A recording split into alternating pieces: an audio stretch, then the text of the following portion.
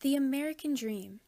A dream of a husband and wife, 2.3 children, and a white picket fence. A dream of opportunity and a better life. Is this really what the dream is all about?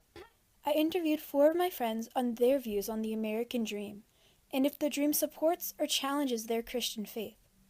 But before we hear from them, let's go over a brief history. The concept of the American dream has existed since 1630. Puritan preacher John Winthrop gave a sermon called City Upon a Hill, in which he spoke of people having the chance to prosper through hard work and biblical teachings. The Founding Fathers even had a grasp of this concept when writing the Declaration of Independence. We hold these truths to be self-evident, that all men are created equal, that they are endowed by their Creator with certain unalienable rights, that among these are life, liberty, and the pursuit of happiness. The term the American Dream was introduced in 1931 by American historian James Truslow Adams. He wrote in his book, The Epic of America, that the dream is a land in which life should be better and richer and fuller for everyone, with opportunity for each according to ability or achievement. Now that I've caught you up on a little history, let's see what my friends have to say about the American Dream.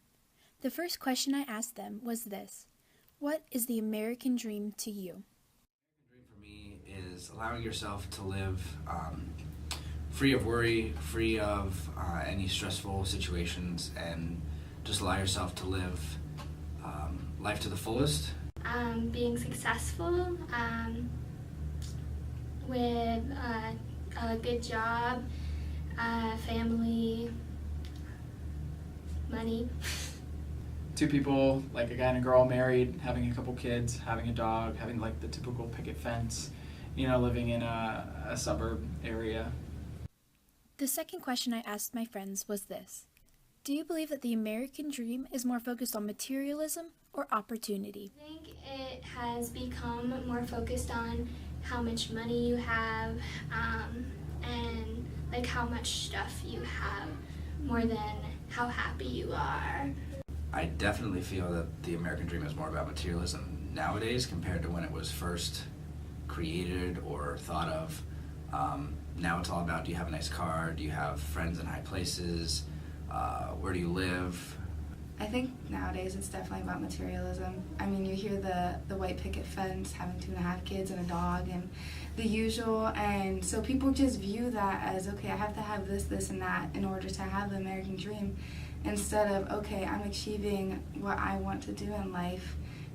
I think initially it was founded on understanding that there was opportunity that was never had before, but I feel like as the generations have passed on, it is kind of evolved into materialism, understanding that success comes through having things and obtaining different steps of life. The third question I asked them was this: does the American dream support or challenge your Christian faith? It definitely challenges it, because like even in the past year, like God's really been calling me to, like, what if you don't live in America your whole life and you have to go to another country? Like, what does that look like? Like, I won't have that American dream, but that's okay because it's all about God's dream and not my own.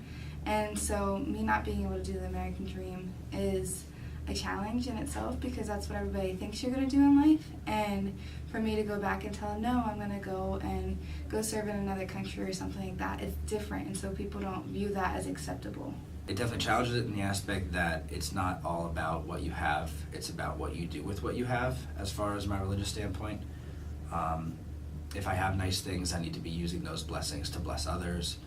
The focus on materialism isn't a focus of my beliefs, like, at all. Because I'm more focused on the happiness and focusing on God and having that than having more stuff. I feel like honestly it's a little counterculture. The scripture says that it's actually difficult for rich people to get into heaven, and there's even stories about that. And when you dive deeper, you see why, because it's so easy to cling to what we have here instead of recognizing that we really don't have control, and we really don't have as much security or an understanding as well as we'd like to believe that we do. So With Christianity, it teaches you the most important thing is your faith in relationships. The debate of the American dream is still happening today. While people, such as my 4 friends, believe it has shifted to materialism, others still believe it's about living a simple, fulfilling life. While I agree with my friends on their Christian views and how it challenges the American dream, I cannot deny that there is still a level of hope tied into the dream, even to this day.